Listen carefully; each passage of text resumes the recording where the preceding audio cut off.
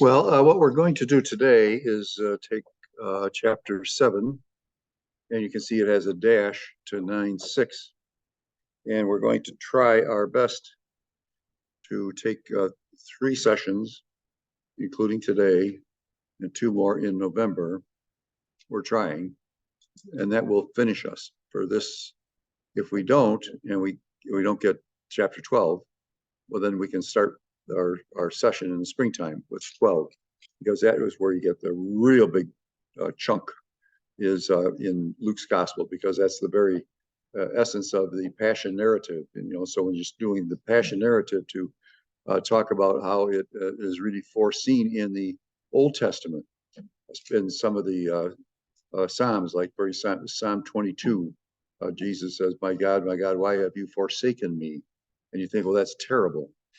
But it's really just the opposite. It is a statement like that. And then the second statement comes, and it says specifically, but I know that I have known you from the day I was born. I was yours. And so then Jesus makes another comment about the terribleness of he says, my throat is parched. And he goes that, but then follows it with a positive note. So what you're getting, and then finally just gives up on the pain note and gets into the positive note, and that's your psalm. So, so that, I mean, it's almost a description of what happens at the cross. So, and then because I'd like to, I have a program I'm working on, and I finished it on Mary. And I thought, since that would be the last session that we have before Thanksgiving, and or not Thanksgiving, before Advent and getting ready for Christmas and stuff like that, we won't be, we'll be finished with our work here. So if we finish with that, we break away from Luke and we take it now. I just said something, and you're supposed to say, hey, wait a minute. Luke is the one who has more on Mary than anybody else. So, well, now I stand corrected. Okay, I better have some more coffee. Every time I make a mistake, you just let me know.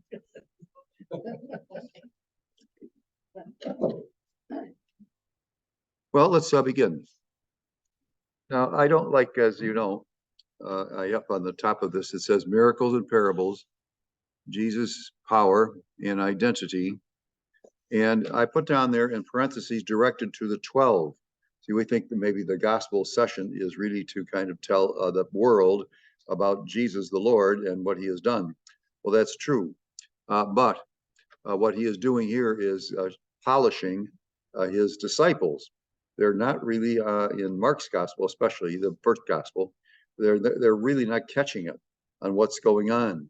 And so when we'll see what happens here. So now, and I don't like this word slave, because it reminds us of slavery. Instead, what we're talking about is a servant.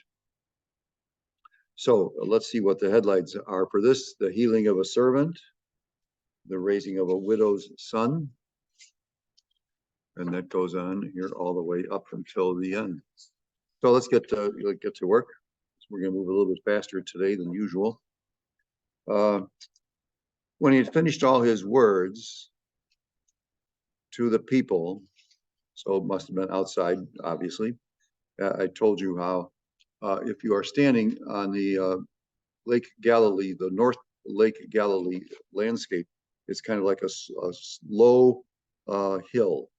And I told you about the place in Sweden, the study that they did in Africa, and also the study that they did this background. The one in Africa was that a chieftain would give a talk to all the minor chieftains every once in a year. They got together, and he would give a talk for an hour.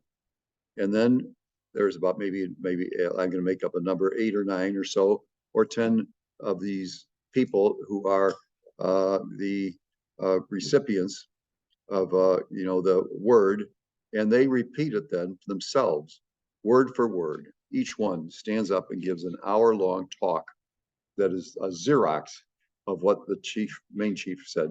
Then the next one gets up and does the same thing. And the next one gets up and does the same thing. So you see what I'm saying is the Uppsala University took this up to see what was it like to be back at the time of of Jesus when you didn't have books. You might have had maybe 5% of the world at that time could read. And so you always had a scribe to do your writing for you and other things. So I've taken up enough time. So he goes to Capernaum, which is on the north side of Lake Gennesareth, which Tiberias, if you want a Roman. And this is a pretty solid place to live. Strangely enough, it belongs to one of the Herods, and he has pretty high taxes. And then the other one down below was such a rotten Herod follower that they threw him out and put in Pontius Pilate instead. Oh, but anyway, when he heard about the centurion who had a slave who was ill about to die, he was valuable to him. When he heard about Jesus, he sent elders of the Jews to him, asking him to come and save the life of his servant. They approached Jesus and strongly urged him. See, I put down there, Gentiles believe, the authorities object because of the fact that he is a centurion. And the centurions in those days were a good 100 soldiers, and that would make up an army, because you would put that in and get like 10,000 based on 100s. But at this time, it's actually down low because they haven't been doing too much fighting. And so they only have about 600 into the centurions activity. So when he heard about Jesus, sent his elders of the Jews to him, asking him to come and save the life of his slave. So this, there's various ways that this very text is spelt out in a different fashion in Matthew's gospel and in Mark's gospel, just slightly.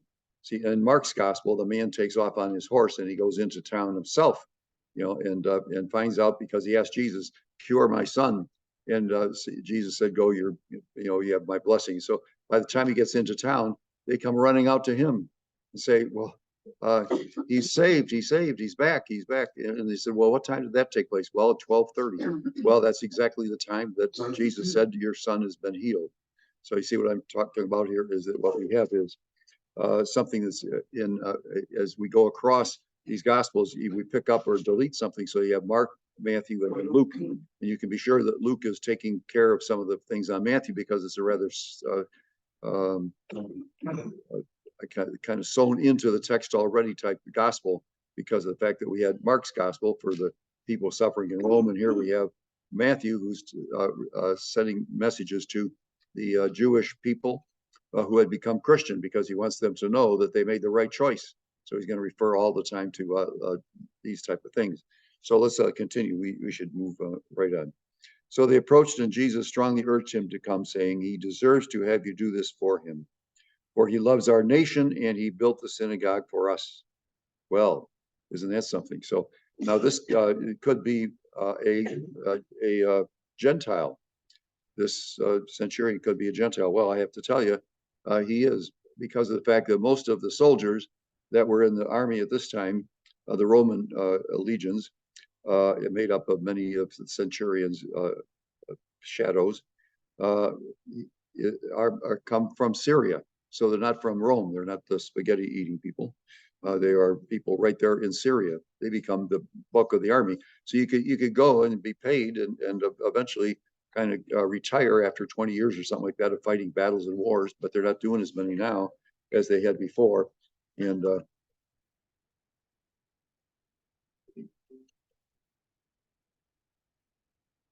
it's from Jesus. So geez, I can only just tell exactly what you did. I'm not going to kind of make it, polish it, or deflate it. I'm just going to say what did, and so thank you for keeping me on that. Yes, okay. At 4 o'clock, okay. That's when I usually pray. Yes, okay, I get it. So this is a Gentile, and look at that. He built in Capernaum. They had quite a synagogue there. It was knocked down and then rebuilt in the year 400 or so. So the synagogue that Jesus walked into was no longer extant, but the floor was, and the bottom kind of cement or a rock that was made the foundation of the building that was going to go up later. So Jesus went with them, but he was only a short distance from the house. The centurion sent friends tell him, Lord, do not trouble yourself. I'm not worthy to have you enter under my roof. This is a familiar statement, is it not? Yes. We were anticipating this in right after the Vatican Council, that would go back into the words of the centurion. I'm not worthy. Therefore, I do not consider myself worthy to come to you, but say the word and let my servant be healed. For I too am a person subject to authority, with soldiers subject to me, and I say, go, and he goes. And another, come here, and comes. And to my servant, do this, and he does it. When Jesus heard this, he was amazed at him. Why? Because not because of the fact the man's a gentleman or this, that, the other, but because he's got faith. He's got strong faith. This is the type thing where Jesus spots. Remember that woman in the Mark's gospel with the hemorrhage for 12 years and stuff like that, and she touches Jesus' cloth, and he doesn't go to her and say, "Who did that? Who did that?" He said, "Well, who touched my cloak?" And then the woman got up and cried and to Jesus, said, "I was suffering greatly," and so and Jesus will suffer greatly. They both have the same verb, and so what happens with this woman is then Jesus says, "Your faith has saved you." It's not because she elbowed her way through the crowd or do anything else or pay him off. It's because of the fact that she had faith. It says, when Jesus said this, he was amazed, and he turned and said to the crowd, I tell you, not even in Israel have I found such faith. When the messengers returned to the house, they found the servant in good health. So it has happened. Just a slight difference between the three synoptic gospels. Then the raising of the widow's son. And this is only in Luke. Now, what you have to do, if you take a map, when we're working on this, of Israel, you were up in the northwest corner is where Mount Carmel is. And right below it is Sharon. And to the east of it is a great plain. And that makes perfect for growing grass and wheat and other type things that they would have. So it's a fantastic. There is a small town there, though. And this woman has lost her husband and now her son. So she has no one. So she was a widow who's lost her son. And so soon after, we went to a city called Nain. This is only in Luke. And the disciples and a large crowd accompanied. See, this is what is going to be an example of Jesus' compassion and care. And notice that this woman going out to bury her son's body is surrounded by friends and people wanting to give themselves a statement of love and care for her. So as he drew near to the city, the gate of the city, a man who had died was being carried out, the only son of the mother, and she was a widow. A large crowd from the city was with her. When the Lord saw her, he was moved with pity for her and said to her, "Do not weep." Where do we get that in Luke's gospel? The women who meet Jesus on the way to the cross. Do not weep for me, but weep for those who are not understanding of God's faith and love in them.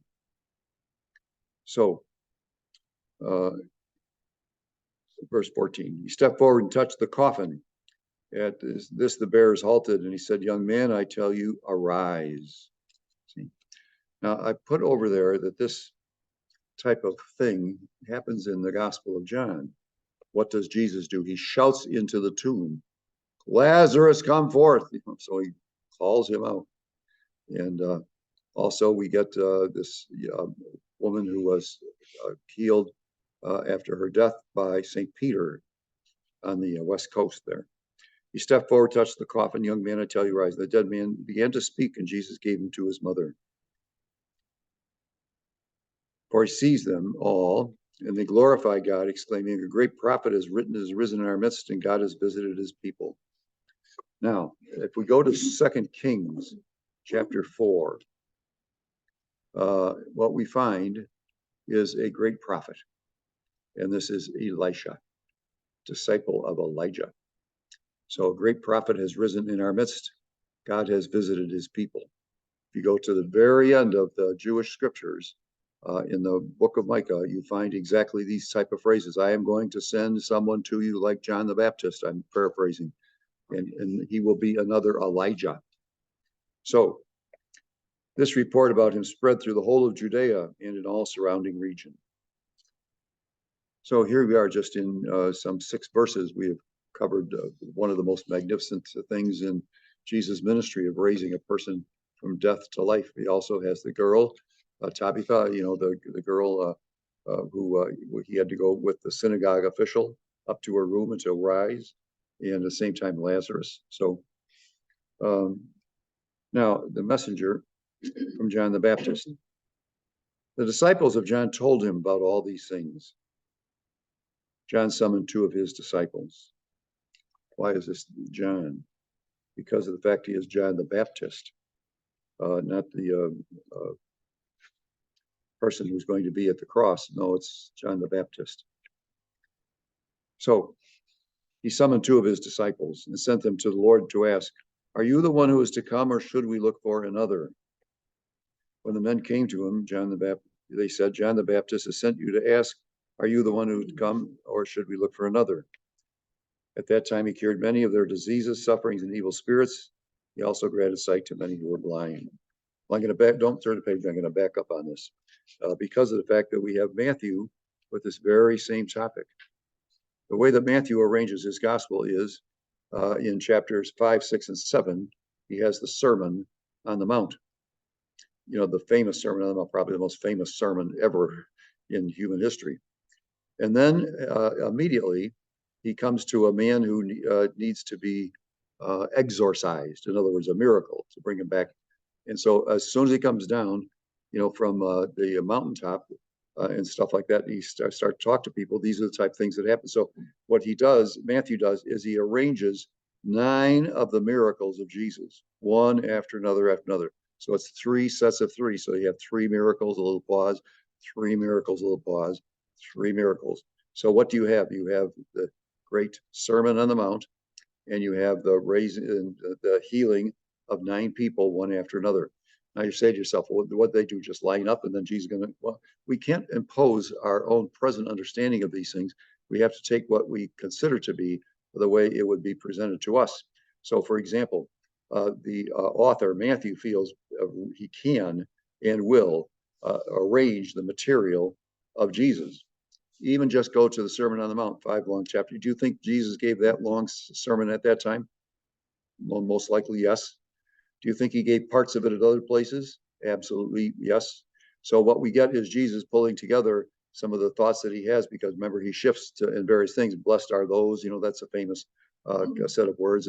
But then he mentions other things too. And so what we're getting is that Matthew is arranging the material in a coherent way. I showed you already that that's what Mark does in the Gospel of John. I showed you, I showed you Matthew also. The one in John is a huge pyramid of 21 scenes. The first one matches the last one. Second one matches second last one. Third one, third. So what you get is a great pyramid of 21 chapters. So it goes up to a peak, and that's chapter 11. Also, each of the segments, chapter 1, 2, 3, 4, 5, becomes itself a chiasm, a small triangle. Then you have up here a 6 to 11 up there. You get another, and then you get the center. Then you get another triangle over here and a final triangle. And they measure going across. They go measuring and going across. These 2 are sermons. These 2 are activities. And there you have Jesus talking about our letter today in the daily mass from St. Paul, talking about the revolution of the world is going to happen in this resurrection. So what I'm saying is that the author might, by taking these triangles, might put them in a different order than they might have been historically. We don't know, because we weren't there. All we can go on is what has been written down for us. And so with that in mind, we can then build up on these positions here with the disciples and others taking play in their part. And you could just put them on an event sheet, like, from Monday through Saturday or something like that. You could do that. But that's not the way it's presented to us. It's presented to us almost in a poetic way of where we build these things. And so what this is, what all of this is behind. Did you find this a little confusing? Most of us do when it says John the Baptist. Well, you say, well, wait a minute. John the Baptist has already baptized Jesus, hasn't he? So these others say, the disciples said, John told them about these things. And so John gets 2 of his disciples to come over. He doesn't do it himself. in this gospel, he sends two people over, and he sent them to the Lord. Are you the one who is to come, or should we look for another? So the confusion people have about this, if John the Baptist has already baptized Jesus, he has great faith in Jesus. So when people are asking about, is this the one to come? John the Baptist is a little bit confused himself. So it is not that John the Baptist lacks faith or understanding, but it is that these people that are with him are the ones who are confused. See, because that's why he gets two of his disciples and he sends them to the Lord, because those disciples probably represent a whole group of people that are surrounding Jesus, surrounding John the Baptist, and they're saying that Jesus over there, is that the one who's to come? So it's a genuine question they have because they haven't got the full answer yet. And I hope I'm making sense. So that's why John sends people over, because they have seen in Matthew's gospel, it's better, because what Matthew has Jesus say is this, he says, go back and tell them what you have heard and what you have seen. So what you have heard is the Sermon on the Mount. What you have seen is the 9 miracles. And so, and then you get chapter 10, which is a speech. And then you come to chapters 11 and 12, and that is the great kingdom sermon, which is the center of Matthew's gospel. So what Luke is doing here is very adequate, I think. It's not like somebody is confusion in the mind of John the Baptist, but his disciples need to hear this. So, and notice this only takes like 3 pages to have this whole incident that we're talking about. So at that time, he cured many of their diseases, sufferings, and evil spirits. Now, that's exactly what happened in Matthew's gospel, but Matthew organizes them into 3 sets of 3, one after another. He also granted sight to many who were blind, a very common thing that happens in the Middle East because of the fact you're outside all the time. And, yes.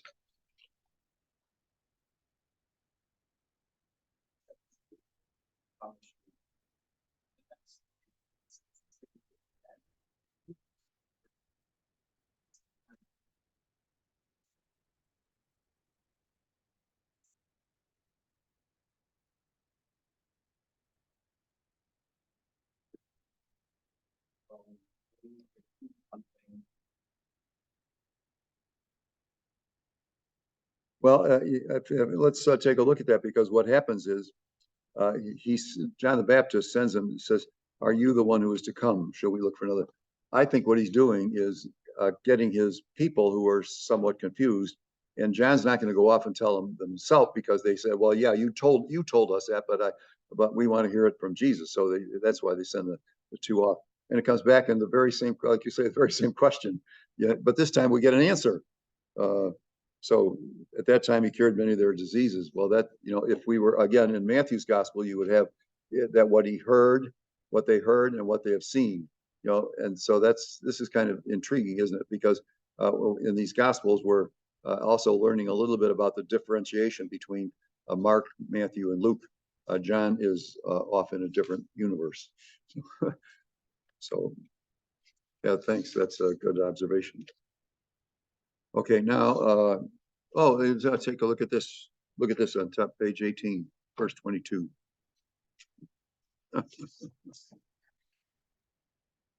Where do you think you got this from? So he said to them in reply, go and tell John what you have seen and heard. That's Jesus talking now. So I put down Matthew there. And it says, the blind man regain their sight, the lame walk, lepers are clean, the deaf hear, the dead are raised, the poor have the good news proclaimed to them. Right immediately after the Sermon on the Mount, you get the beginning of these miracles. And blessed is the one who takes no offense at me. See, what does beatitude mean? Beatitude means beauty, and you see the beauty in Jesus means you see the reality of who Jesus is. So, yeah, shall we progress? So this does have a interplay with what Matthew has to say. So let's toast Matthew.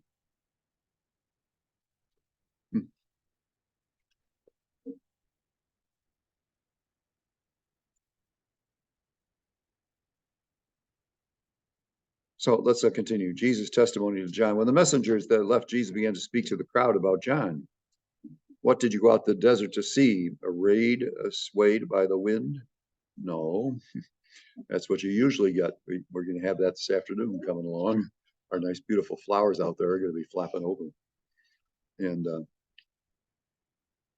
then Jesus said, then what did you go out to see? Someone dressed in fine garments. How ironic. The one that is supposed to be there, according to Micah, is going to be dressed like Elijah, which means he's got animal skins and he eats the locusts. So, which, by the way, are good for you because they both have a protein and the sugar. So, just in case you know, in case. Yeah. So, well, you have your own choice. Some people like grasshoppers, and other people like moths and stuff. Then what did you go out to see? Someone dressed in fine garments? No, those are dressed luxurious and live in sumptuous palaces. Yeah. So no, I put down there's 5 palaces of Herod in the Jordan River Valley. Isn't that something? He has one right in Jericho. He has one down there, Machaerus, which is above the Dead Sea. And of course, he has the famous one where, he is on the mountaintop. And so, anyway, you might be thinking of Herod. It says, this is the one about whom scripture says, behold, I am sending my messenger ahead of you. He will prepare your way before you. And that is also in the Gospel of Malachi. I tell you, among those born of women, no one is greater than John.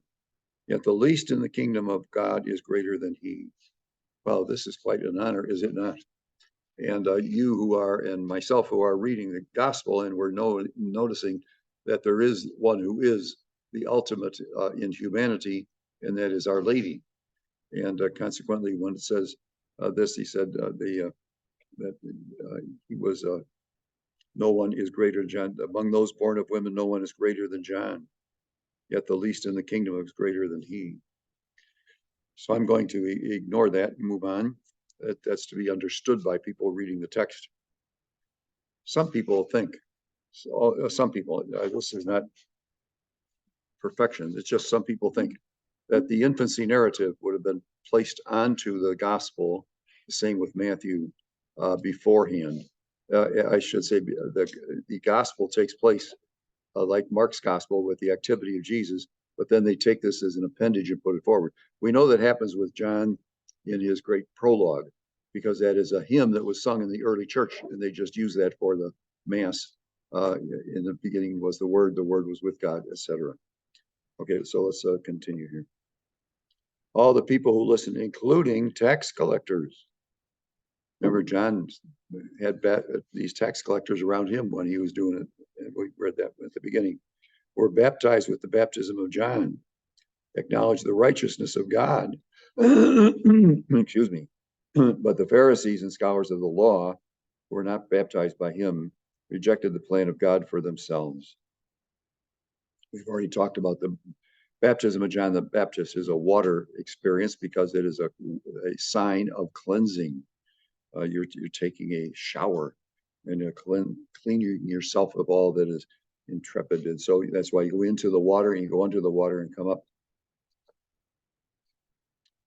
So when I was in Canada studying, a group of us were going to take a jaunt at the invitation of one of the Protestant churches across, not Canada, but across into the United States. And so what we're doing there then is getting into a place here. And it was a place largely a Black population and a mixed population. And so we got there, and the pastor was very, very nice. And he wanted to show us one thing because we did some singing for him and other things like that. So he goes up to the front where they had a big platform, okay? And he presses a button, and the floor goes off like this. Yeah, and there's a pool right there for baptisms. None of this, put your head down here. It's, take your clothes off, put on some kind of a like garb, and then you'll get cleaned up afterwards. You get a white garment and stuff like that. Now you're baptized. So, but you wouldn't go in there and kind of tippy toe around the edge.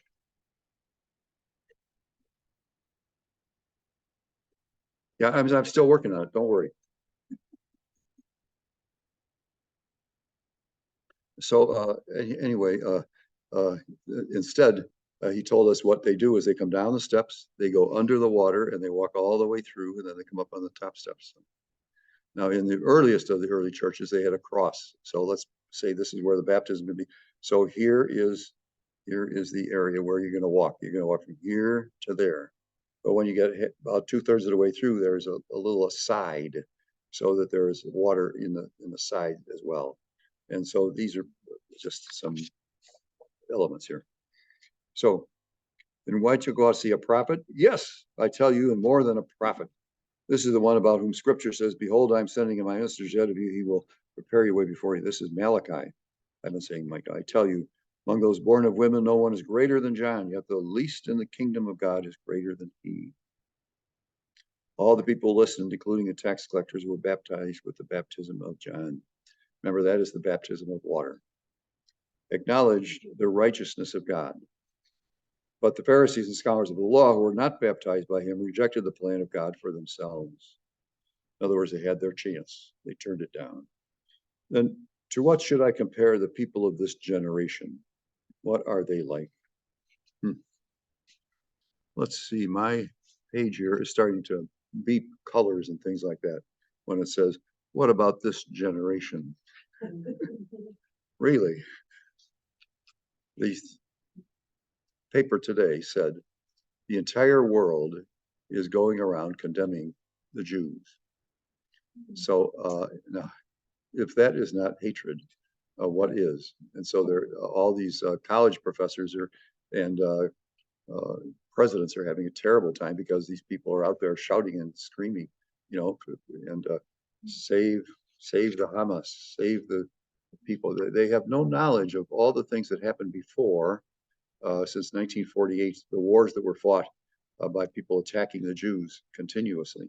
And they don't have any understanding of that. So for them, and they don't understand that, a fair warfare does not mean that you throw a baby down and cut its head off, or you take a mother who's 8 months pregnant and you cut open her stomach area so they can throw the baby out, and or that they would walk up to you and pluck your eyes out.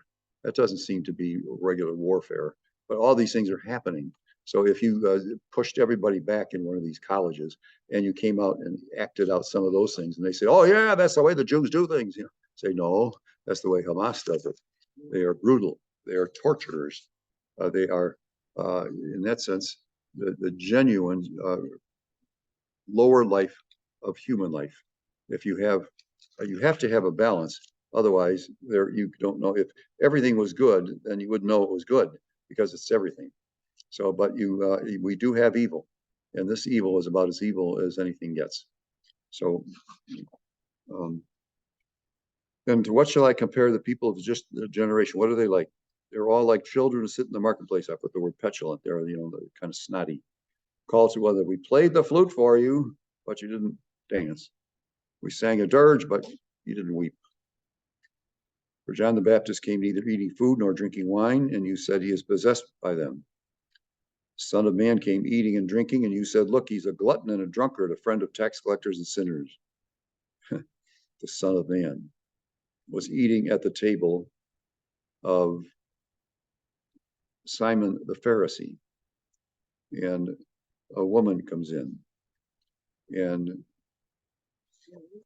has something for Jesus. I'm going to use the imagination and say that this would be the place of his house. Okay? So the doors would be back there, and you would have the U shape here, and then you've gone over this. You lay down on your left side, then they put the food on the table, and then you start to eat, and like that. It doesn't seem, first of all, that Jesus would be at the place of honor.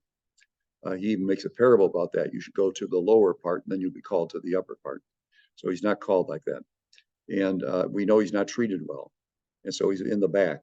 That probably, I'm just making this conjuration by thinking it through. Probably that woman is not putting on a big show, with spotlights and drum rolls and all that. She comes in and she's crying at the feet of Jesus. And her tears, like the great Catherine of Siena, wrote an essay once on what does it mean to have tears come down your face. And her comment was this. He said, tears are like graced water. that comes out of you. Be graced because it expresses the love that you have, a loss of something, or of joy that you have brought into life. So these are the type things. So what's happening here is this woman now is in this mode of sanctification, I'm going to say, because she actually is crying about the fact that Jesus is certainly not the glutton and all the other stuff, but David says bringing an alabaster flask of ointment. Now the alabaster is a very rich thing. It's like diamonds, and to make a jug out of it would be almost, this is the way they say it in those days, a year's wages. So just imagine what you make over the course of a year. I can't do that for you because we'd still be a null. So anyway, but take what you would get for a year, and that's what would cost to get this alabaster jar. So it's extremely expensive. So would be the oil. And what she's doing then is the typical anointing with oil, which is even in our, we have three ways of using it, like a confirmation, in baptism, in ordination. So we use these things of oil, and as a sign in the world that God is working through all of the cosmos to us. A drop of oil could contain a trillion kind of minute flashes of something, and impossible. You say, well, there is a trillion of connections in your brain. I read in these places that talk about these things, and so what you're getting is the tear that comes out of this woman's eyes and stuff. It actually could be the tears of the world, or the tears of grace and goodness that can come. We should be weeping at the face of Jesus. So then she wiped them with her hair. This is again, if it's impossible to be touching a man during one of these engagements, think about wiping this man's naked feet with her hair, and kissed them and anointed them with the ointment. This is, I put down, outlandish. This is unheard of. And it's a direct opposite of the way he was treated. So let's continue. When the Pharisees who invited him saw this, he said to himself, this man were a prophet, he would know who and what sort of woman who is touching him. She is a sinner. Automatically they think she is a sinner because she's a woman. Simon, I have something to say. Tell me, teacher. He says, two people were in a debt to a certain debtor, a creditor. One owed 500 days' wages, and the other owed 50. Since they were unable to repay the debt, he forgave it for both. Which of them would love him more? Well, it's pretty easy to figure out. The guy owes $500. No one's going to say, well, thank you. So I said, Luke never has the accusation of being a prostitute ever be stated in his work. We only find that in chapter 8 in John's gospel, which was an addition after the gospel was made, I tell you. And that's where the woman comes out captured by the Pharisees and going to be stoned to death because of the fact she was a sinner, a prostitute. And this is just not the truth at all. And so I'm going to continue there. So we have that problem in Luke's gospel. Simon said in reply, the one I suppose whose larger debt was forgiven. You judge rightly. Then he turned to the woman who said to Simon, see this woman? When I entered your house, these are the way Jesus does things. He's given you a parable. And in the parable, you give the one who got the most generosity, would be the one, who would really be so happy about this thing. And so he says, you have judged right. Then turned to the woman and said, do you see this woman? When you did not give me water for my feet.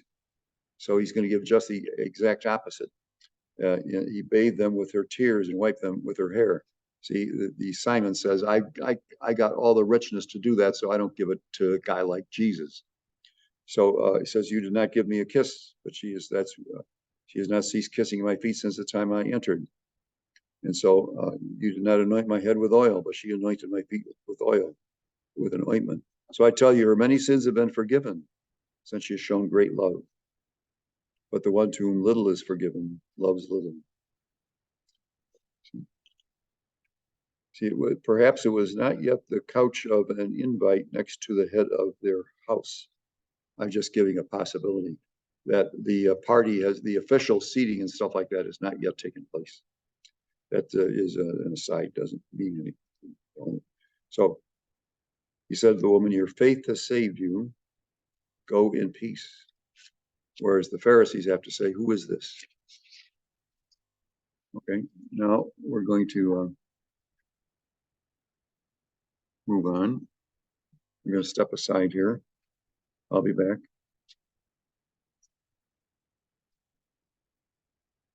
Okay.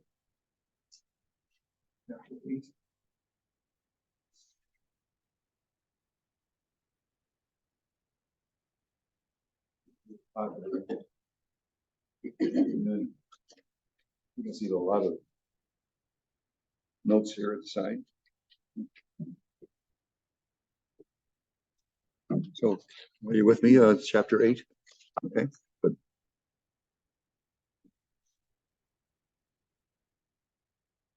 Galilean women follow Jesus. I really am into an issue in this last year or so on how did the Gospels come about? Because here we have the Gospels. You say, well, obviously it's a guy named Luke and he's writing it. Well, he could have been named something else in writing it and using the name of Luke. And where does he get his information from? He wasn't with Jesus. The apostles were, but he wasn't.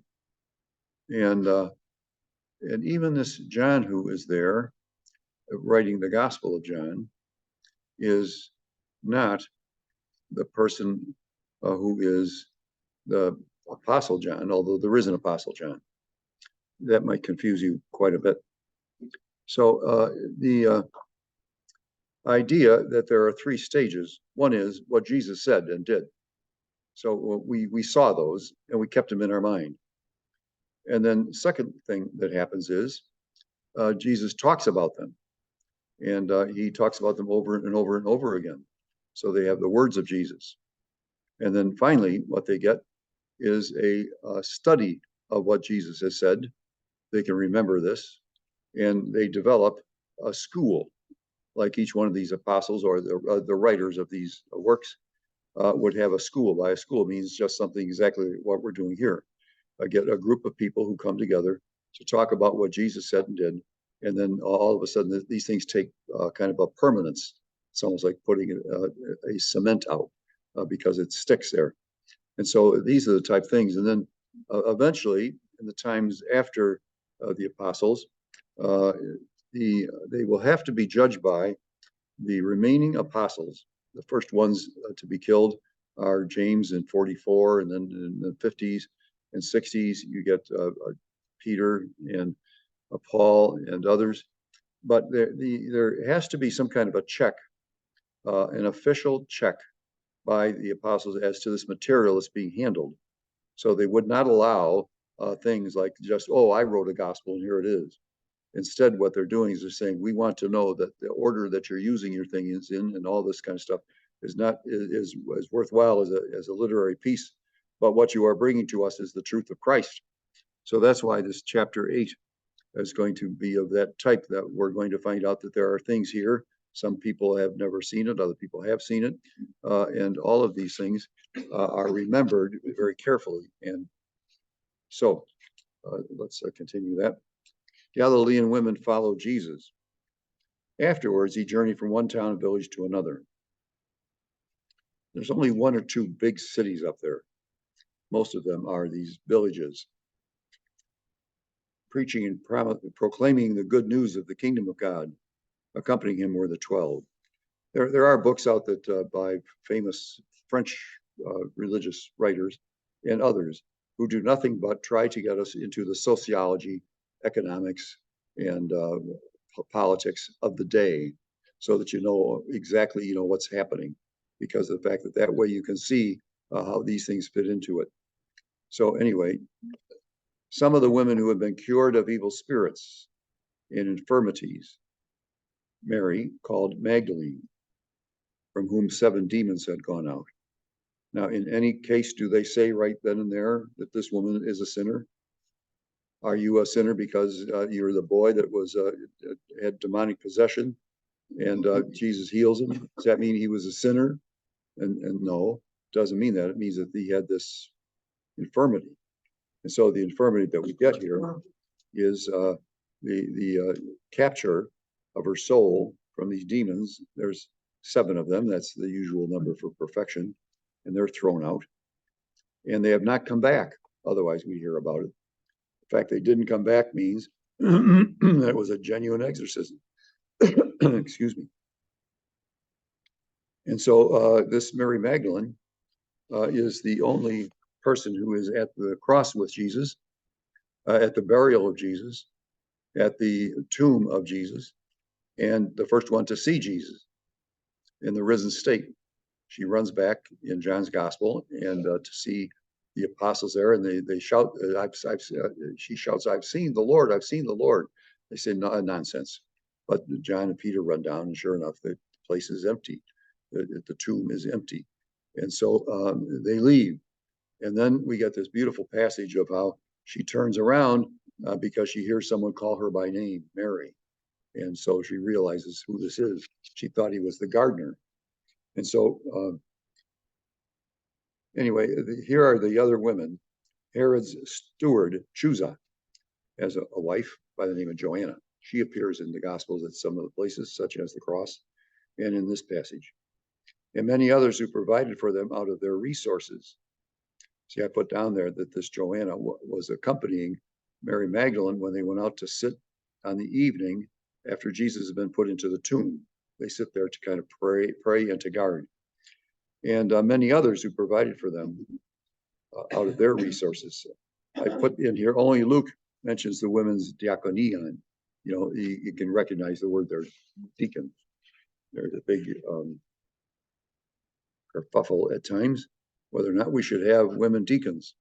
There were early deacons. They had that name of a deaconess.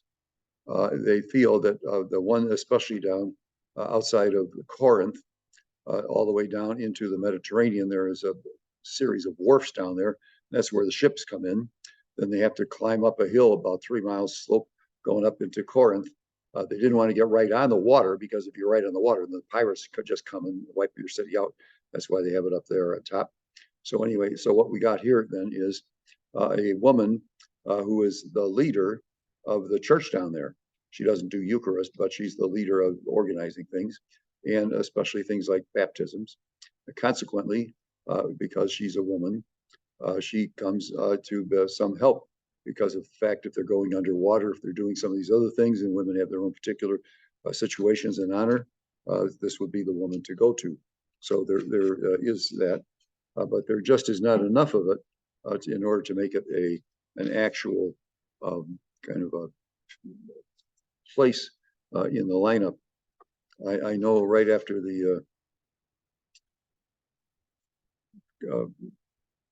after the meeting in Rome, when and I was at St. Cajetan's at that time, and they announced that they're going to reinvent, if you want, what was there that stopped at the 1100s. In other words, the deacons were up to the 1100s now. When you come to the examination of this, they decide then to make deacons back again, but only men.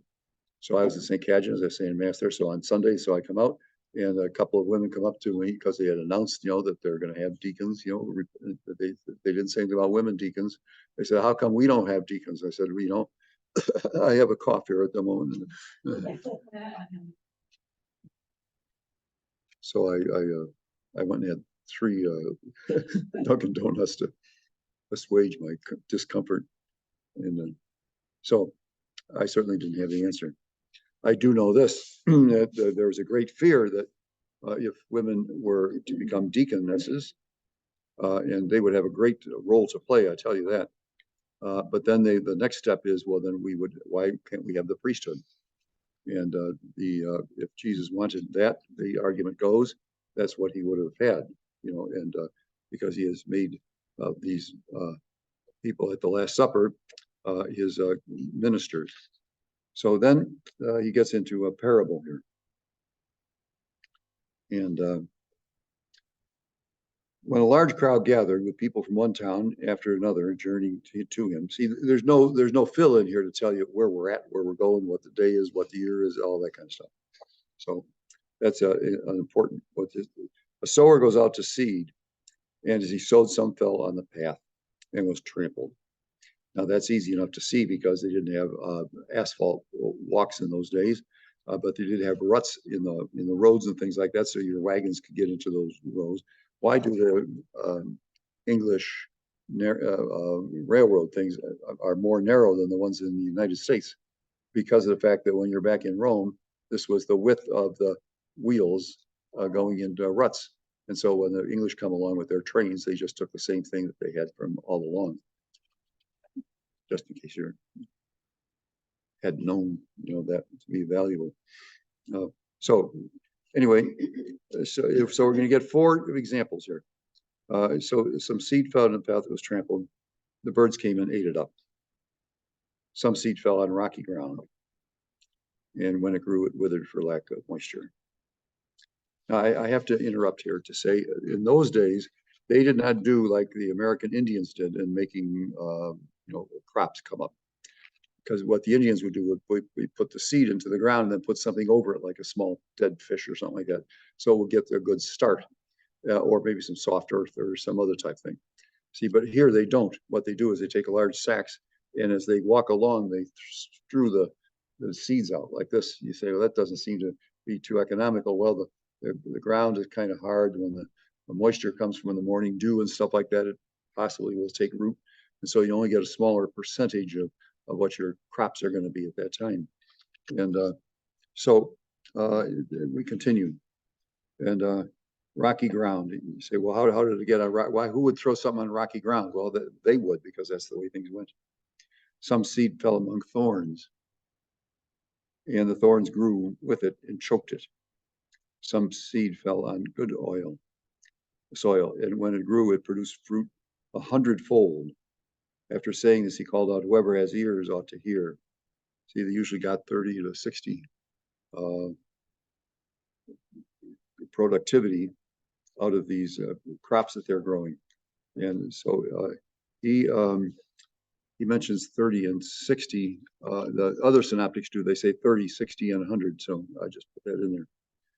Then the purpose of the parables. Then his disciples asked him what the meaning of the parable might be. He said, knowledge of the mysteries of the kingdom of God have been granted to you, but to the rest they are not made known through they are made known through parable, so they may look but not see, and hear but not understand.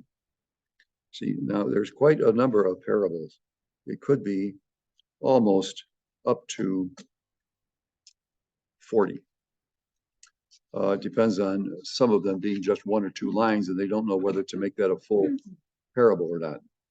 Parable is a parallel, means it is something that's parallel to existence, but it has a kind of twist to it. So if you're throwing seed down, you would expect that it would have stuff to grow, but not in the parable, because the parable is when you throw the stuff down, it grows an immense amount of it. Well, where'd that come from? It came from your faith.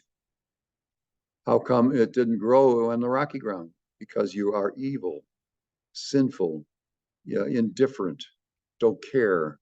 You can do it on your own type thing. So let's read these. Those on the path are the ones who have heard, but the devil comes and takes away the word from their hearts, that they may not believe and be saved. See, Jesus usually confronts the devil when the devil comes along. Remember being out in the desert, but also the times that he has to exorcise the devil from some person. And so on the rocky ones are those who hear, receive the word with joy, but they have no root. They believe only for a time and fall away in time of trial. Just read a newspaper article yesterday to that very thing. So-and-so was raised Catholic, but when he got to college, he gave it all up, and they didn't see him again. So this is the type that they're talking about. And so verse 13, or 15 rather, these are the ones who have heard the word embrace it with a generous and good heart, and bear fruit through perseverance. Then we get another parable. This will be a tandem. You get two parables back to back. They're sort of like the parable of the lamp. No one who lights a lamp conceals it with a vessel or sets it under a bed. Rather, he places it on a lampstand so that those who enter may see the light. This is such homey statements by Jesus the Lord, who created the universe, is to say, oh, by the way, if you have a lamp, you're not going to put it under a basket so you can't see it. So he's using talk here because he thinks that these ways of talking. And also, you do have parables that come up in a Jewish aspect. Remember King David when he sent Uriah out to get killed? He sent he had a letter to give to the head general when they were in battle. The general opens up and says, put him up in the front. It meant he was going to be killed. Why is that? Because he saw Bathsheba taking a bath. Bathsheba doesn't come from taking a bath, by the way. So, and so some people think that she perhaps kind of lured David because of the fact he's the king and her husband's out there fighting.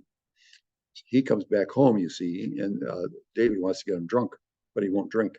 Then he says, I'm going to put you in a house where you can sleep on a bed. I'm not going to go there. I'm going to sit by the door because I can't go in because I would be tempted to stay here. And I need to be with the soldiers. So anyway, he's dead. So that's not well. I mean, to have the king die, kill somebody.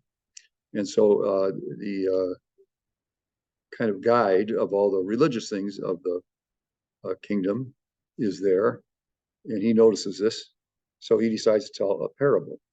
And his parable is that there is a family that has a sheep, a little lamb, and it became part of the family.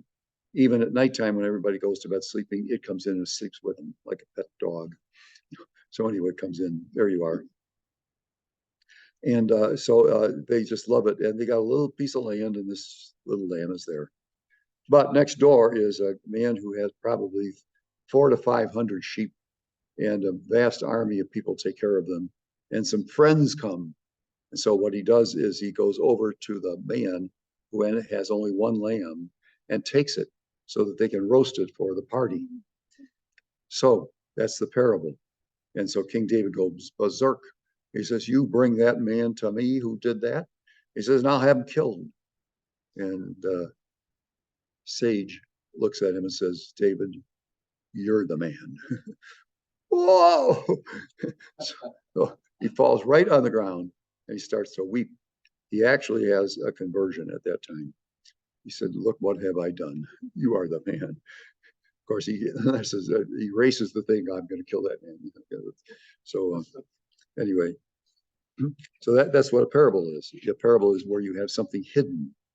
How about the priests who walk by the guy who's all beat up and stuff like that, and they stay away from him. And so this is the parable. Is that the person who comes is the Samaritan who is the hated group comes forth. The rabbis wouldn't touch the guy because if they did, they would become impure and they'd have to go through purification. So that they stay away from him. But here comes a guy from an area where the people are despised, and so that's what a parable does. It's supposed to be tricky, so that you might think one thing when it's really telling you a deeper truth. By the way, of all of the four Gospels, the only one that really has some affection for the Samaritans, because they have a 500-year hatred of each other, is Samaria itself in Luke's Gospel. Luke mentions there, perhaps because he doesn't have the same antagonism that the Jewish Pharisees had, because the Samaritans actually left the Judaism and went up on their own mountain, Gerizim. And so they went up on their own mountain, and they have their own books and their own stuff. They don't go to the temple. And at one time they went into the temple and they dug up bodies. Yes, this is horrible. They dug up bodies and they took their skeletons and they threw them into the temple at nighttime to discolor the temple. Oh my goodness. So anyway, this stuff built up over and over and over again. Did I mention anything about Hamas and the Palestinians. Well, let's continue. So there's nothing hidden that will not become visible, nothing secret that will not be known and come to light. So let's continue. And we'll see if we can make some progress through here. I think we can. So now recall what's happening here is Jesus is given this parable. In the parable you have different responses that people have. These are all actually authentic. Then take care then how you hear. To anyone who has, more will be given. From the one who has not, even what he seems to have will be taken away. In other words, you can build up by being faithful, as opposed to being filled up by your thievery or by your taking up of huge amounts. Remember the one parable about the man says that he's going to die. He's going to build up his great fortune by building up a new silo because it's bigger by far, but he dies that night. So that's a good parable, So the smallest item can be nothing in return. So let's go to verse 19. Jesus and his family. Then his mother and his brothers came to him, but were unable to join him because of the crowd. He was told, your mother and your brothers are standing outside and wish to see you. He said to them, reply, my mother and my brothers are those who hear the word of God and act on it. Now, if you go to Luke's gospel, you find out that Jesus is inside the house. Mark has a great theological theme just in the house, because the house for him is the place that resembles the human body and the human soul. So if you're inside the house, you are with God. If you are outside, you're not with God. Now, his mother is outside. So, and they are not taunting Jesus as much as they're telling him, you have excluded people. And he said, well, these people are excluded because they haven't put their faith in me. But he knows his mother has, so that's not a problem. It's not like she doesn't know. Many of the early Protestant Gospels and stuff like that talk about these brothers and sisters. Some of them even in the Midrash type of books that were written afterwards, and Gospels that were written afterwards that were fake or not authentic. And in those particular ones, they found out that there was exactly a group of people who were inside, and they belong to be inside, but there are another group that are outside, and these are the ones who haven't put their faith in him. So anyway, what Jesus is talking about is that if you want to be part of the program, you got to be a believer in the program. So as I put down there, the Jewish people were inside, the pagan people were outside. So then they sailed to the territory of the Gerasenes, which is opposite of Galilee. Exact spot, we don't know. Now, Gerasene is a small city. It is not Jewish as such, and it was not a authentic Jewish culture as much as the belief in God through Abraham and Moses and David. So anyway, there's a man that lives there, and he is in chains because he throws himself around so much. He hurts himself, he hurts others, and he is authentically possessed. Not only is he possessed, but he is ugly, and everything in his life is gross and painful.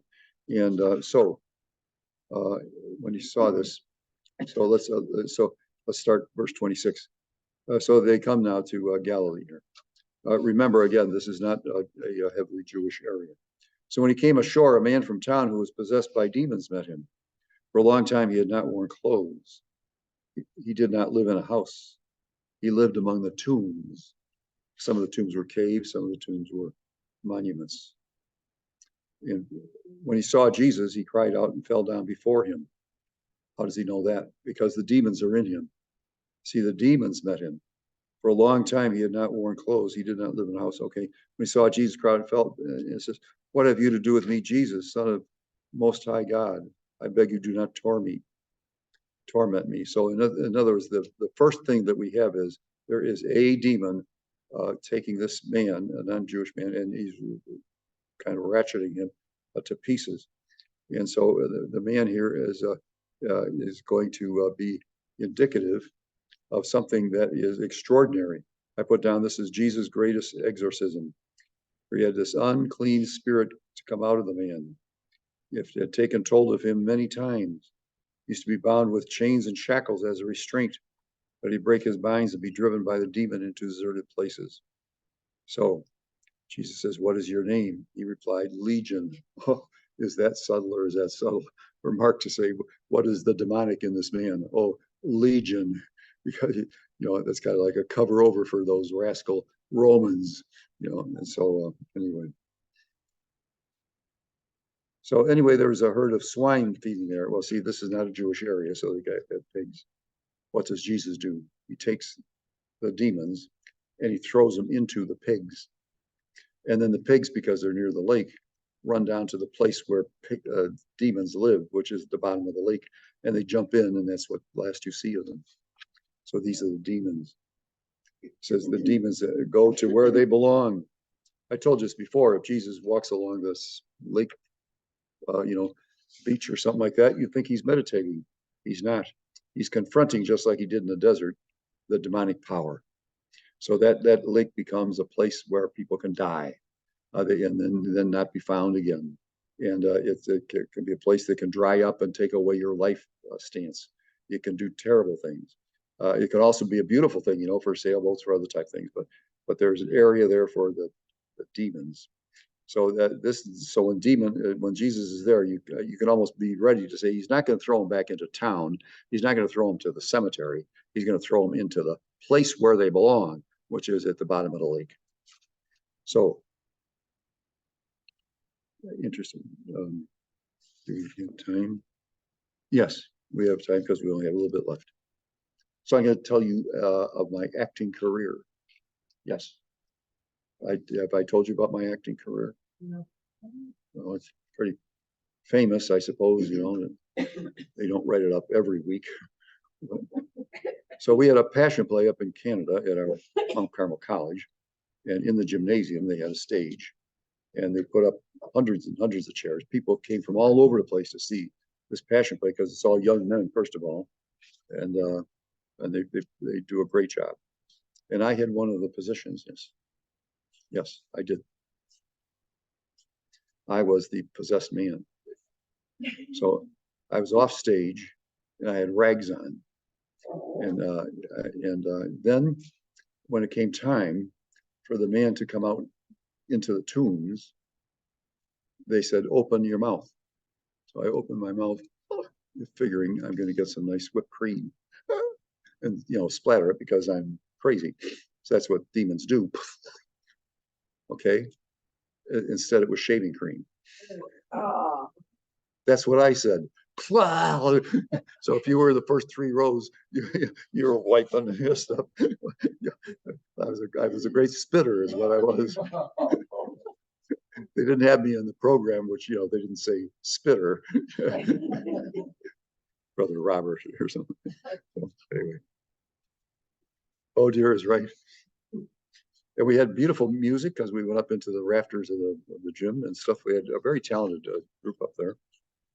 And so they figured this would be something that would match my talent. So when the swineherd saw this, what had happened, they ran away to the incident, and throughout the countryside, people came to see what had happened. When they approached Jesus, they discovered the man from whom the demons had come sitting on his feet. He was clothed and in his right mind, and they were seized with fear. Those who witnessed it told him how the possessed man had been saved. The entire population of the region of the Gerasenes asked Jesus to leave them alone because they were seized with great fear. So he got into the boat and returned. Okay. Well, we have approximately 15 minutes and we're on verse 38. Are we not? Page 22 here at the bottom. Okay, let's see. And you can see a lot of writing here. So let's see what happens. And you can see what has taken place here is we got event after event after event, and there's no extra language in here. I mean, the paper is expensive, time is expensive, conversation is expensive. We want to get to the core of things. So let's do this. The man from whom the demons had come begged to remain with him, but sent him away. Jesus did. Return home and recount. Now, that's the only place in Mark where he says this. to go back and tell somebody because he didn't want people coming after him thinking, oh, the only thing about Jesus is that he can heal. He says, no, he says, God has done for you. Man went off and proclaimed throughout the whole town what Jesus had done for him. See, so the Jairus's daughter and the woman with a hemorrhage. Now, this is what we call, I wrote it down there, it's called an intercalation. In my book that I wrote on this, I gave 5 pages just to this particular paragraph. And the idea being that you can have an account, let's call it a parable, not a parable, but an actual event that takes place. Then you can take, because another thing comes up and interferes, it seems, and you stop and pay attention to that. When that is finished, then you go back to what the original complaint was. It's like an Oreo. Think of an Oreo. You get a layer outside, then you get the nice stuff inside, then you get another layer outside. The reason they call it intercalation is because it's a poetical desire that one thing can actually bump into another thing and enhance it. Let me show you how that works here. This is what we get. So a man named Jairus, an official of the synagogue, came forward. He fell at the feet of Jesus, begged him to come to his house because he had an only daughter. She was 12 years old, so she's just coming into her womanhood. And she was dying. As he went, the crowds almost crushed him. Now notice these things, how parallel they are. And now here's the middle. A woman afflicted with hemorrhage for 12 years. Remember the girl, 12 years old. She's been poked around by men, doctors, and all that for 12 years. She couldn't go to any social event or religious event or go into the temple or into the Temple Mount because she had this flowing of blood. And so she spent her whole livelihood on doctors, was unable to cure anyone. See, she lost her body, she lost her finances, she lost her society friends. This woman is really hurt. And so she came up behind him and touched the tassel on his cloak. See, they had 2 little tassels at the bottom. They're about 2 inches long. They kind of are little strings that go down from the bottom of your. So anyway, she tugs at that. You can't do that. You can't touch a man in public in the Jewish law. These are these laws that they have that you just cannot do that. And so she was unable to be cured. So she can't touch the cloth, and immediately her bleeding stopped. Just by touching the cloak, her bleeding stopped. So Jesus says, who touched me? And nobody knew it. Peter said, Master, the crowds are pushing, everybody's pressing. And Jesus said, someone touched me, for no, the power is gone from out. Then the woman realized that she had not escaped notice. She came forward trembling. Why? Because she thinks this could be a moment of damnation. Falling down before him,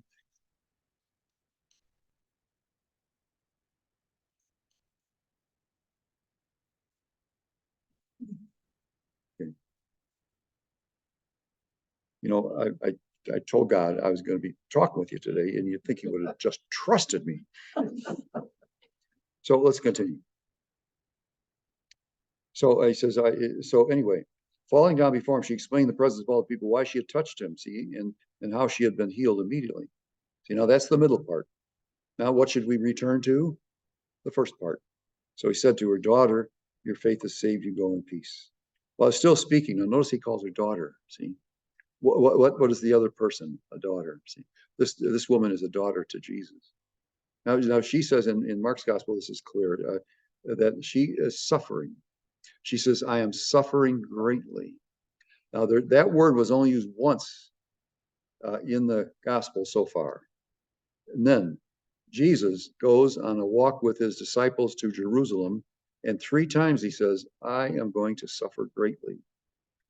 That same verb that was used about this woman saying, I am suffering greatly.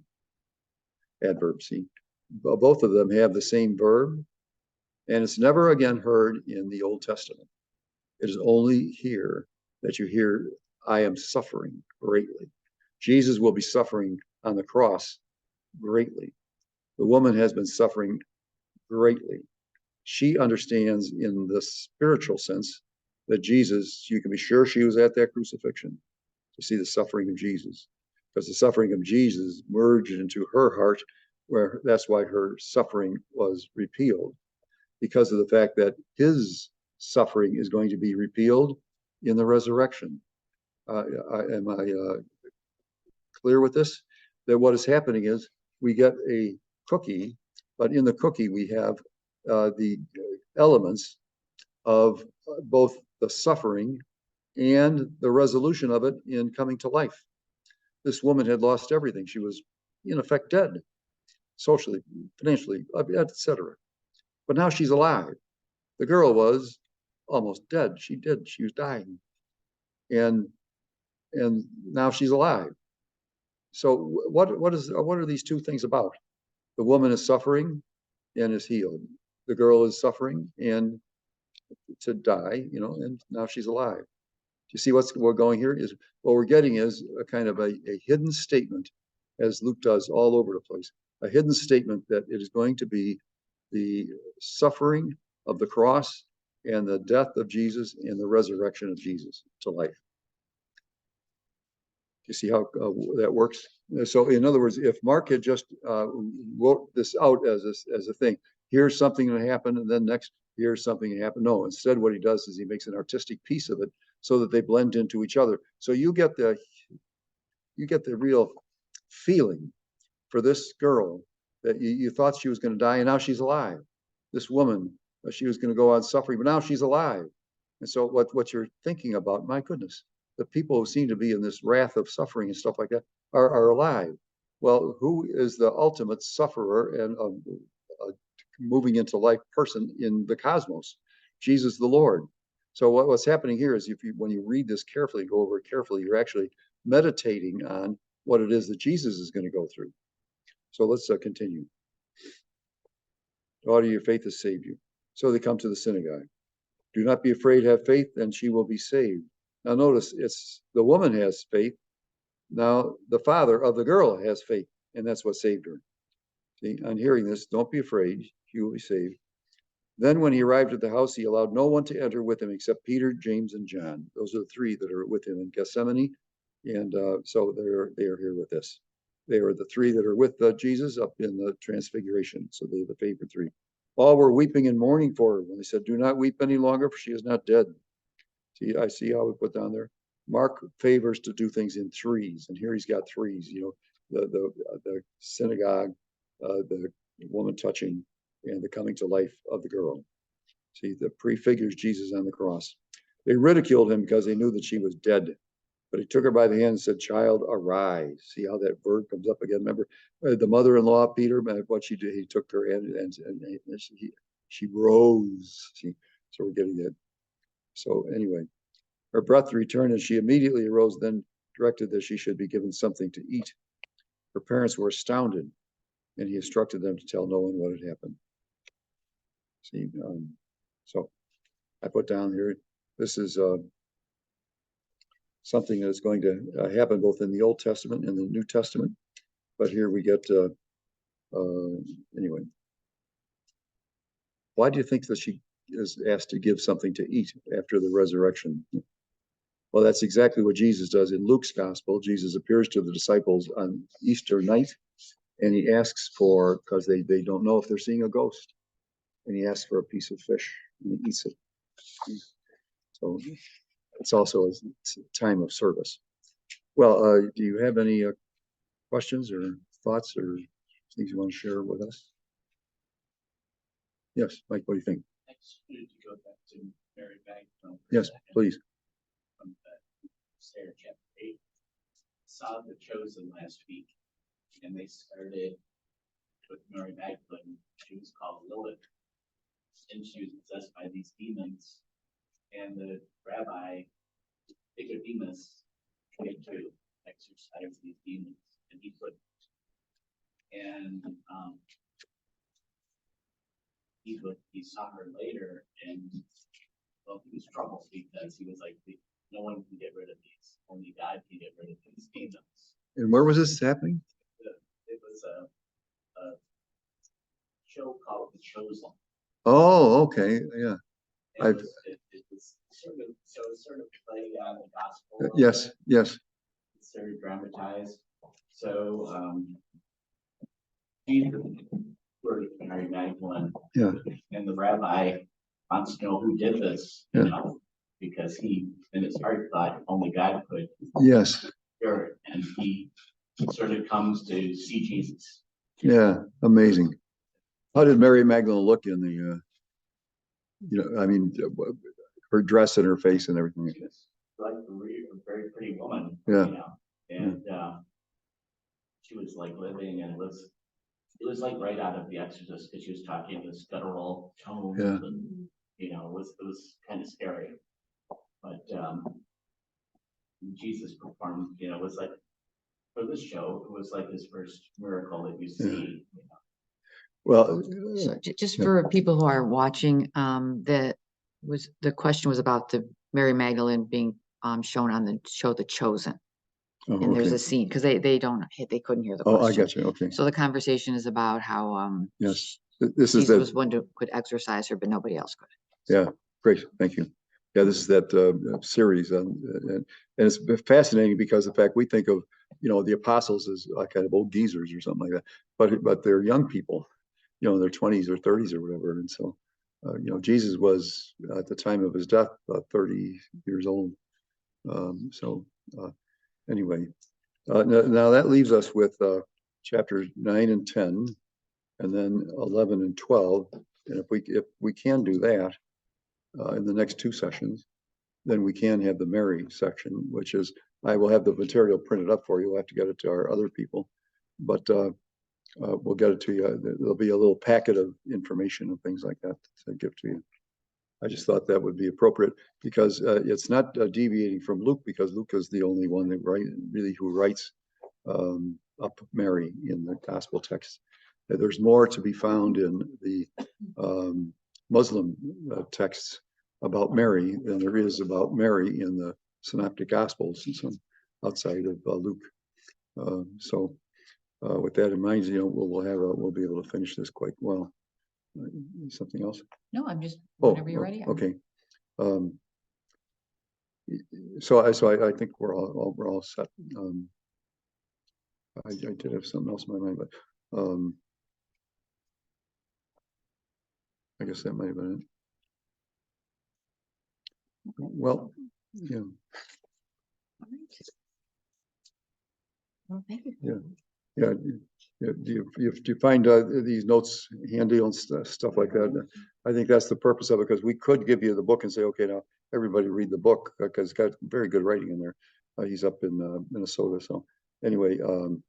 But when you kind of go over line by line, you get more of a reverence for it, as opposed to you can read a whole thing and say, well, I think the woman was cured. Okay, what's next?